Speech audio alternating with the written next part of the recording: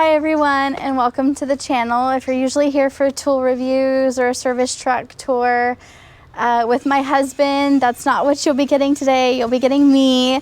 I am going to do things a little bit differently. I'd like to make this video about the spouse's perspective.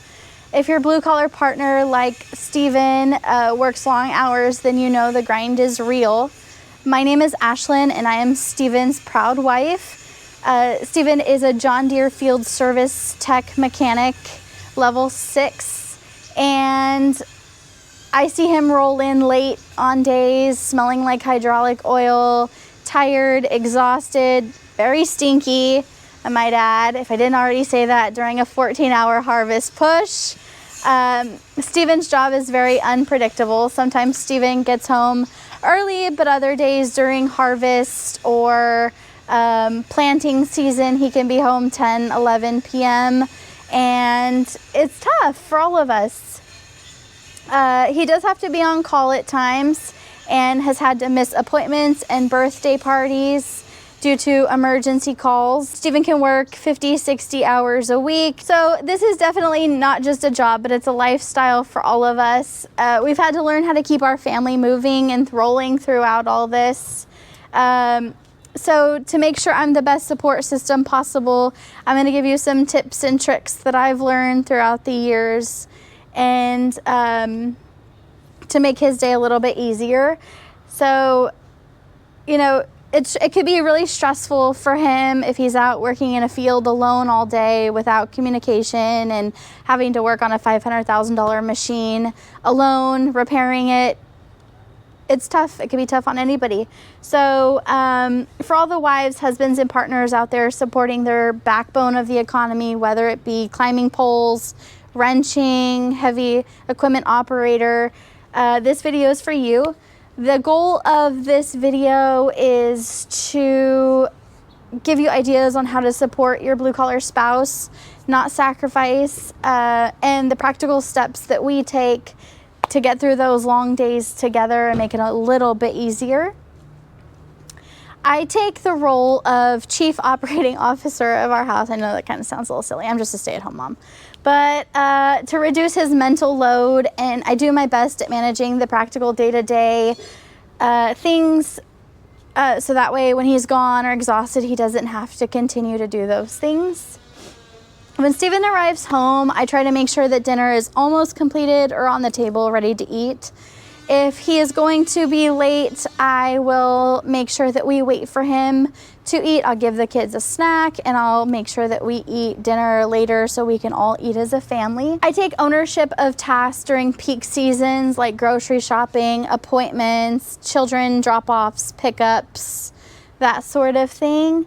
Household cleaning, etc. I'll get the kids bathed and in pajamas if he's going to be home extra late, so that's not something he has to do when he gets home. Yeah, and if I know that he's going to be late but not super late, I'll try to keep the kids up no later than 10, but I do try to keep the kids up so that way he can say goodnight to them and tuck them in for bed. It's really important to me that the kids say goodnight to their daddy. They love and miss him, and I always want him to be a part of things that he can do. I do have to be a solo parent a lot of the time, and I like to make sure that I convey to the kids that daddy is our hero, and I use that kind of narrative, and that he's not missing out on what we're doing, but that he'll be home later. He's just fixing big green tractors so that way farmers can feed America. Relay that he is working so we can continue our lifestyle. When he gets home, I do let him vent about his day or a trouble fixing a machine or drama between coworkers, whatever it may be. I try not to offer advice, but just let him vent. When he does get home, if I'm not chopping or taking something out of the oven, I give him a hug or a kiss, or just tell him that I'm happy to see him and happy that he's home. I do my best to acknowledge the physicality of his job. I know that when he gets home, he'll need a shower, so I make sure that he's got a towel ready for the shower. The laundry is usually started.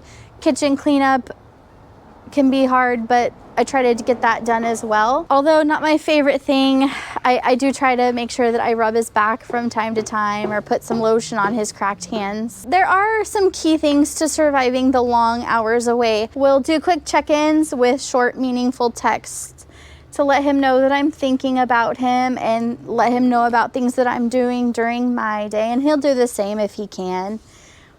I'll also let him know what I'm planning for dinner, and he'll give me feedback whether he wants that or not, or whether he wants to do something else. He's not very picky, but I do try to think about his wants for dinner because I know that that's something he's looking forward to when he gets home. Sometimes we call each other during the day. It doesn't happen every day, but he'll typically reach out, and if I'm not busy or he's not busy, he'll call, and we have a 5-10 minute conversation about how our days are going, and he can vent to me then, which he does. I try to remember to send him motivational winky face pictures to get him through his day.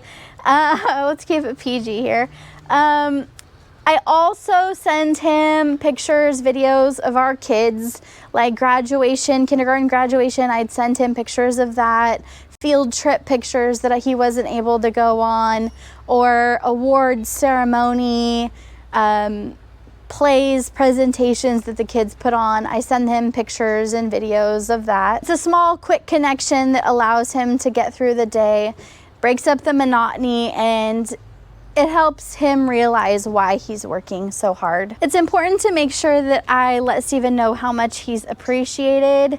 I take the time to bake him a dessert that I know that he likes, or I'll send him, a text message letting him know that I appreciate how hard of a worker he is and all that he does for our family. Sometimes the most thoughtful thing you can do is show up at his work unannounced with a coffee, or take him to lunch, or bring him lunch. I know some guys don't like that for whatever reason, but I know Steven does, and I try to do it like once a month. But I'll take him a latte or something that he really likes, especially on a cold day. Something else that comes with Steven is his YouTube channel, and I try to encourage his YouTube channel growth. I help him with ideas for filming. I will try to keep the kids quiet, which doesn't always happen, and give him ideas on thumbnails, or help him create thumbnails with different information. He's also not the best at spelling, so I check his spelling and grammar when it comes to the little blurbs about the videos. Steven is a field service mechanic, and I have to be understanding about the tool investment. I support most of his tool buying within reason, because it can get out of hand, as I've seen in the past. If I don't have a say in what's going on, the Snap-on tool bill can kind of get out of hand. So I do understand that it's an investment into our livelihood, and it keeps the paychecks coming in. So when he needs a specialty tool, we will discuss how much we can afford, and he will try to stay within that budget. We communicate clearly about his needs and the price range that we need to stay within. A big part of this job includes professional development. There are times he has to bring his laptop home to do certifications, tests, etc. I'll watch the children, or he will put his headphones in and just listen to the video as he's playing with the kids. There will be some times throughout this year that he'll need to go on a couple training trips for about a week to Canada or Ohio, Wisconsin, I'm not even sure. I have to be supportive during this time. I know that I miss him, but it's necessary in order for the paychecks to keep coming in and for us to sustain our lifestyle. His truck is his office, and it's important that it stays organized and that he makes objects to keep himself comfortable. Like he made some kind of battery stand for his inverter or whatever it is, and he takes the time to organize his truck, put new tools in it, create containers with whatever goes in them. And I will either take the kids or he'll take the kids, and I will use that time for self-care, relaxation, cleaning of the house, etc. It allows me some downtime when he takes the kids, but if not, something important that I've realized is that I can't pour from an empty cup. I've been sick the last 3 years with some medical problems, and I'm definitely doing a lot better after my recent surgery in April, and just making sure that I don't overdo it is really important, and that I get the self-care time that I need. So I do that when Steven takes the kids or they're in school, after I've done grocery shopping, cleaning, whatever it needs to be done. But I do take time for myself, and that takes a load off of Steven as well, because he's not having to worry about me. During the summer months, I do pack him an ice chest with extra drinks, coconut waters, energy drinks, which he's not allowed to drink right now because he's got high blood pressure. But I do want him to stay hydrated and not have to go to the emergency room for heat stroke or heat exhaustion, whatever it may be. I also buy snacks for him to munch on throughout the day. I'll purchase bread, sandwich stuff that he'll need for food for the day, and just keep him in mind while I'm at the grocery store, so he doesn't have to think about things if they run out. When Steven has time off, we prioritize rest. We typically don't make a lot of plans.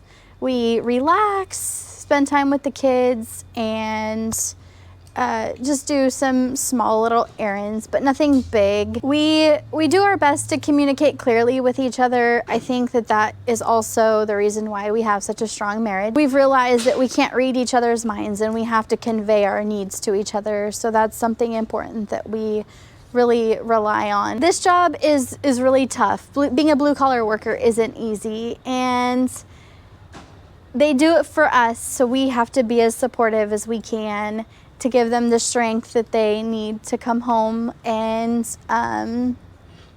be happy. If there are any spouses out there that of a blue-collar worker that have any other tips and tricks about how to be supportive in this type of work environment, put it down in the comments below. I'd love to hear your ideas. Sorry Steven wasn't in this video. You get me today.